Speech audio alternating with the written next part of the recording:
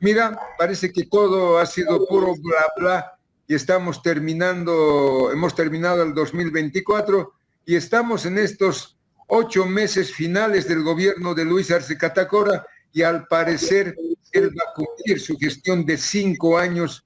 ¿Cómo analizas eso, querido Manuel? Sí, ha habido una acción premeditada de Evo Morales por tratar de sacarlo a Luis Arce, ¿no? Acuérdate que también hubo una crisis que llevó al mismo gobierno de Luis Arce a desesperarse y, por ejemplo, impulsar a su comandante de las Fuerzas Armadas, el general Zúñiga, a sacar las tanquetas a la Plaza Murillo, en coordinación con el Ministerio de Defensa y el Ministerio de Gobierno.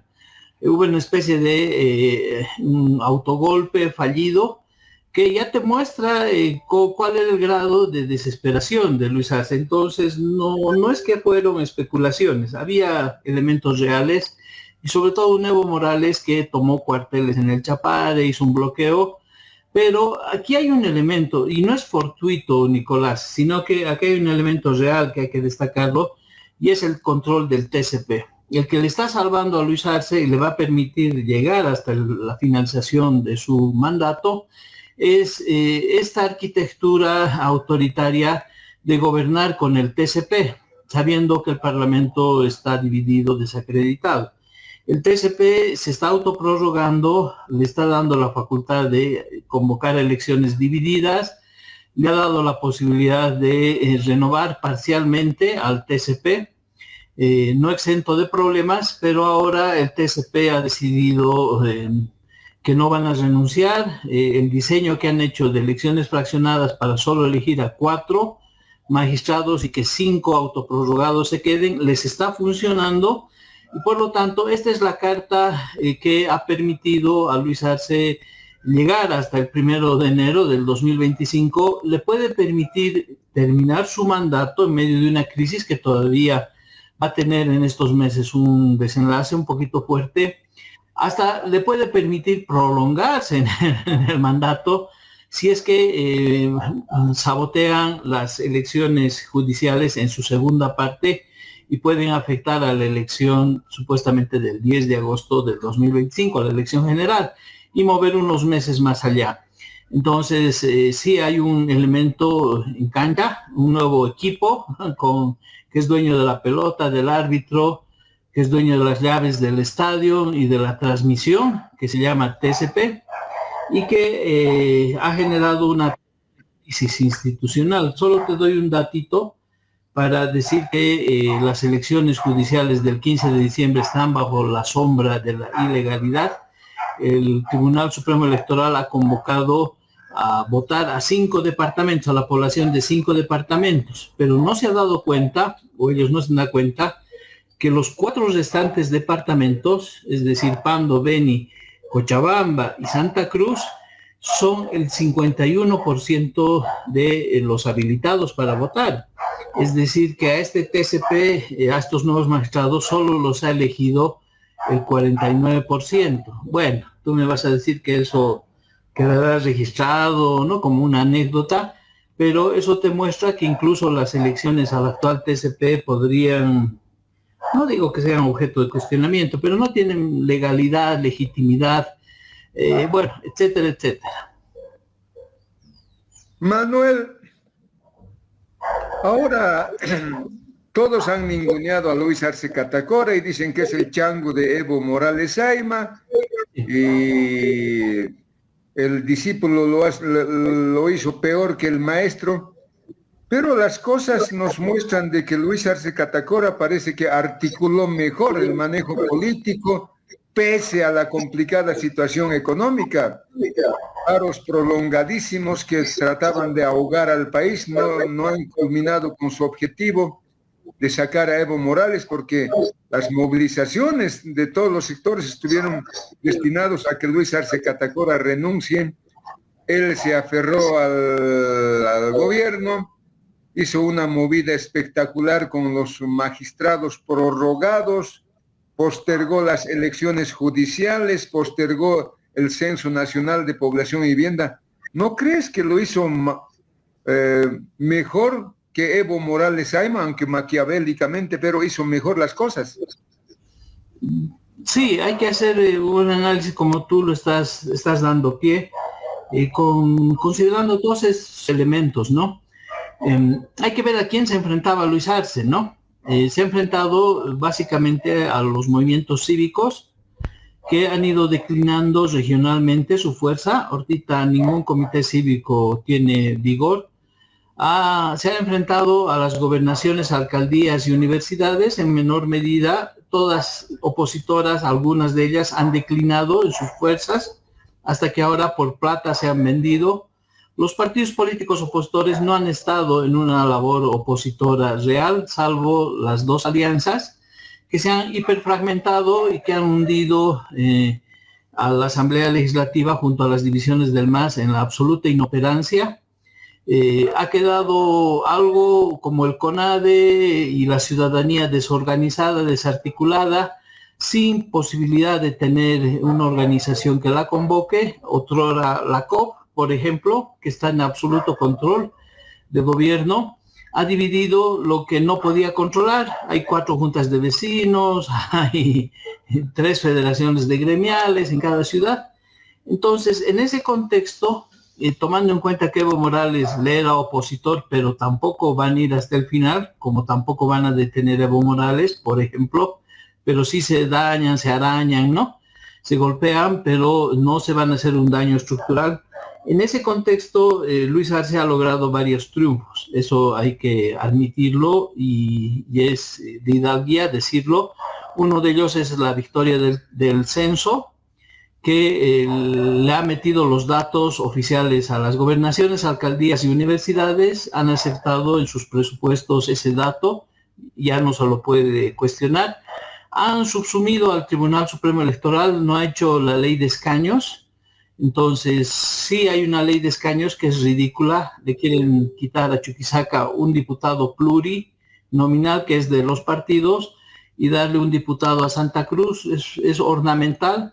Y con eso han cerrado modificar la ley 421, que nos va a llevar a elecciones este año, con circunscripciones uninominales hechas bajo la norma 421 del 2013, en base al censo del 2012. O sea, el Tribunal Supremo Electoral nos la ha gambeteado. Esa ley ya está en el Parlamento, solo van a cambiar un diputado, y nos van a llevar a elecciones donde el movimiento al socialismo tiene mayoría en las circunscripciones uninominales rurales, que alguna vez lo hemos hablado en tu programa. Luego, en el tema de la crisis económica, resulta que son datos oficiales en estos días, ya son como 36 empresarios privados que están importando diésel y gasolina. Se está autorizando, es decir, son inversiones que no podían ser paralizadas por la inoperancia del Estado, que no provee diésel. Entonces han hecho números, han hecho cálculos, y hay empresas que están dispuestos a cubrir ese costo adicional y ya están importando su propio diésel. No se ha generalizado esto porque no ha habido condiciones. Los empresarios privados han comido de la mano de Luis Arce. O sea, puede ser un poquito doloroso y demás. No conozco empresarios opositores al MAS, reales. Han comido de la mano del gobierno porque han hecho 2 encuentros, han suscrito en un caso 17 acuerdos, en otro 10, donde el gobierno les sigue dando ciertos estipendios como créditos a bajas tasas de interés. Les ha dado decretos supremos con arancel cero para la importación de maquinaria, insumos, agroquímicos, para que puedan importar también maíz, trigo, con arancel cero. Les ha dado varios beneficios y finalmente cuando los empresarios, y sobre todo los sectores intermediarios, han querido subir los precios, les han metido controles o prohibición de exportaciones. Hay una relación tensa, pero básicamente todo el empresariado marcha al ritmo del gobierno. No hay oposición dentro del empresariado, aunque les disguste a algunos opositores lo que digo, pero son parte corporativa, como los cooperativistas o los cocaleros del actual Estado que se ha construido en 18 años. Eso no se puede romper de un día al otro. Y por lo tanto, si sumas y restas todo esto, prácticamente, como tú dices, el gobierno de Luis Arce la ha sorteado, ha cruzado las vallas, ahora se queda Por supuesto que no tiene dólares, por supuesto que va a tener dificultades en el suministro de hidrocarburos, pero acaba de aprobar hoy día, acaba de promulgar la ley del presupuesto general del Estado, que tú has debido de analizar seguramente. Sí. Lo tiene todo cocinado, armado, con capacidad de endeudamiento, generación de bonos, la posibilidad de pignorar las reservas de oro, es decir, alquilarlas. Lo único que le falta es que algunos de sus proyectos ya le empiece a generar dólares, pero ha hecho cosas también sorprendentes y esto hay que advertir al sector privado. El Estado este año va a producir aceite con EMAPA y van a empezar a vender pollos a finales de la gestión, que los van a criar en el norte de La Paz. Entonces, fíjate que el MAS no es un enemigo débil, no es una mansa paloma. Algunos economistas a los que tú has entrevistado y algunos que están dando vueltas a los medios son muy lengua suelta, dan criterios muy superficiales, dan a entender que este es un gobierno que no hace nada, que está durmiendo sobre sus laureles, y eso no es cierto, Nicolás. Tú sabes bien, en lo que me has entrevistado hemos ido dando datos muy precisos, muy certeros, de que este es un gobierno que es sumamente autoritario, está gobernando desde el TCP con sentencias que son vinculantes, que no tienen apelación alguna, está tomando medidas económicas, algunas buenas, otras malas, pero va a llegar al 2025 a las elecciones generales, no sé en qué condiciones, pero todo ese plan catastrófico que anuncian los opositores de que llegando al gobierno van a tomar mano dura y van a implementar políticas de shock, el gobierno de Luis Arce ya lo está haciendo, ya poquito. Entonces le está quitando todas las banderas, todo el programa a los opositores y lo está haciendo de manera gradual, controlando variables, y vamos a ver qué es lo que pase de acá en adelante.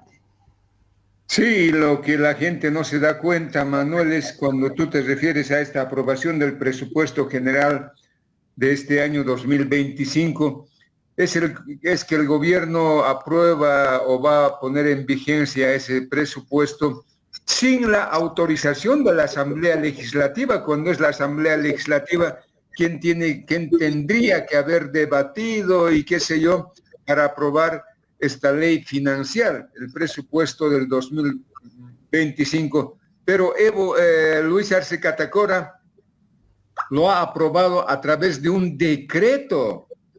¿No crees que esto tendría que poner colorado a los asambleístas y los asambleístas tendrían que estar de vergüenza por no tratar este proyecto? No sé, pero en un Estado democrático, ¿cómo el gobierno nacional puede aprobar cosas como el presupuesto por decreto, querido Manuel? Porque así la ley lo establece y el gobierno sabía que estaba jugando. Ha llevado la propuesta del presupuesto al límite de las fechas, cuando se tenía que tratar, no la ha socializado. Creo que nadie conoce en detalle las 1000 hojas del presupuesto, solo ha habido un resumen circulando. Y ha esperado esto. Choquehuanca ha clausurado, ha decretado vacación, ha clausurado la legislatura, y como en la norma se establece esto, precisamente lo han hecho. Entonces, yo creo que muchos diputados, opositores, senadores, senadoras, en fin, como decía Felipe Quispe Huanca, cacarean. Tienen derecho al cacareo, cacarean, hermano, pero de ahí a pasar a la acción, a tener una influencia fiscalizadora, no pasa nada. Cacarean, y muchos candidatos, muchas cosas que se están promoviendo están en el ámbito del cacareo todavía, Nicolás. Este año, en agosto, el 6 de agosto, el país va a celebrar sus 200 años de fundación de la República de Bolivia, querido Manuel. Y cómo todavía en 200 años el país no tiene, el Estado no tiene un control total de su territorio, cuando el Chapare hoy es un reducto sin control, sin presencia del Estado. ¿Cómo entendemos esto, querido Manuel? Más grave todavía, porque yo he estado pronunciándome, escribiendo, que además el gobierno no tiene control de las fronteras, porque si tuviera control no habría este contrabando oprobioso.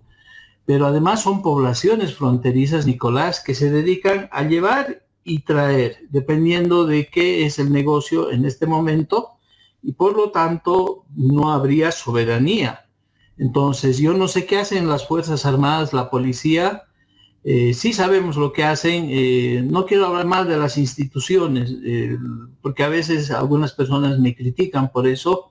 Entonces hablaremos de algunos malos militares y malos policías que se están inflando sus bolsillos con esta actividad, pero prácticamente control territorial, Nicolás, no lo hay. Entonces no solo es el Chapare, son estas zonas fronterizas, y prácticamente eso nos está llevando a una pérdida global de nuestra soberanía. Es una pena, y así estamos marchando, ¿no? O sea, hay cosas que están yendo muy mal y por eso es necesario que la pensemos muy bien en el 2025, cómo vamos a cambiar esta situación.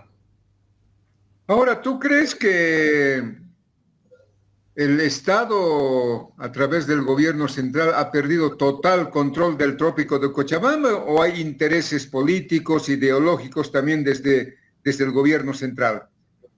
Sí, hay una pérdida real, ¿no? El momento en que un grupo de mujeres toman unidades militares durante el bloqueo y toman el aeropuerto de Chimoré, el Estado ha perdido el control y se ha avergonzado a las instituciones, a la policía y luego a las Fuerzas Armadas, y esas situaciones se las está dejando pasar. En consecuencia, el Chapare, como hemos hablado muchas veces, hay un cartel ahí adentro que funciona, que es un cartel social, vasto, con base social muy grande. Hay gente que ahí adentro ha hecho mucha plata, mucha riqueza, son los nuevos camiris, pero sin valores éticos ni morales. En consecuencia, hay personas que tienen ahí mucha plata gracias a la cocaína. Y eso para nosotros es inadmisible. Bajo el pretexto de que hay que ser ricos, no puedes tolerar que se haga riqueza en base a la ilegalidad del narcotráfico. Entonces, sí, el Chapare en el gobierno no tiene un control, aunque controla las otras partes del negocio. Y eso siempre lo hemos dicho. Si bien Evo Morales está siendo acosado, incluso por la Fuerza Especial de Lucha contra el Narcotráfico, en algunas zonas donde operan estos personajes vinculados a la coca excedentaria, el gobierno sí tiene el control absoluto de lo que es el Beni, Santa Cruz, el resto de las regiones, y por eso se ha hablado de que esta es una pugna también entre carteles, ¿no? Lo hemos comentado también contigo, porque aquí el gobierno y el Estado no van a decir que son angelitos y que tienen las manos limpias. También se dedica a esta actividad ilícita a través de una serie de mecanismos institucionales dispersos por todo el país. Estamos en el 2025, Manuel, ya casi en el final. Gracias por esta entrevista. Estamos en el 2025, este año va a ser netamente electoral. Seguramente estarán encendiendo motores rumbo a las elecciones del 2025, los de la oposición y del oficialismo. No hemos hablado sobre este tema de las alternativas posibles en la oposición. ¿Cómo ves ese llamado a la unidad cuando hoy aparecen 4 partidos llamados tradicionales convocando a la unidad a la cabeza de Tuto Quiroga, Doria Medina, Carlos Mesa, Luis Fernando Camacho? Y al otro lado aparece Manfred Reyes Villa, un poco, dicen, liderizando las encuestas. No sé quiénes hacen las encuestas, pero dice que Manfred anda liderizando las encuestas. ¿Qué dices, Manuel? Sí, yo creo que te agradezco primero por la invitación. Merece un estudio, un análisis un poquito más profundo, ¿no? De que podamos hacer sobre este tema. Nosotros como CONADE hemos estado promoviendo la unidad desde hace 2 años atrás, pero con el sentido de que sea social, ciudadana, no solo de organizaciones políticas. Entonces ahora los partidos que tienen personería, todavía vamos a esperar hasta enero, hasta incluso un poquito febrero, vamos a ver cuáles son los que corren, cuáles son destronados, ¿no? Vamos a ver qué alianzas subsisten y cuál es la emergencia de nuevos proyectos. Porque hay que tomar en cuenta que tiene que haber una participación social y ciudadana y tiene que incorporarse los actores ciudadanos, porque no vamos a permitir tampoco, pues, Nicolás, que sean los viejos políticos los que vuelvan a manejar la nave del Estado y lo hagan de acuerdo a sus intereses exclusivamente particulares. Vamos a ver qué es lo que pasa, pero la oposición tiene una virtud, a diferencia del MAS. Es una enorme cantera de posibilidades que tiene la oposición. Veremos cómo las piezas se van armando y qué sale de todo esto.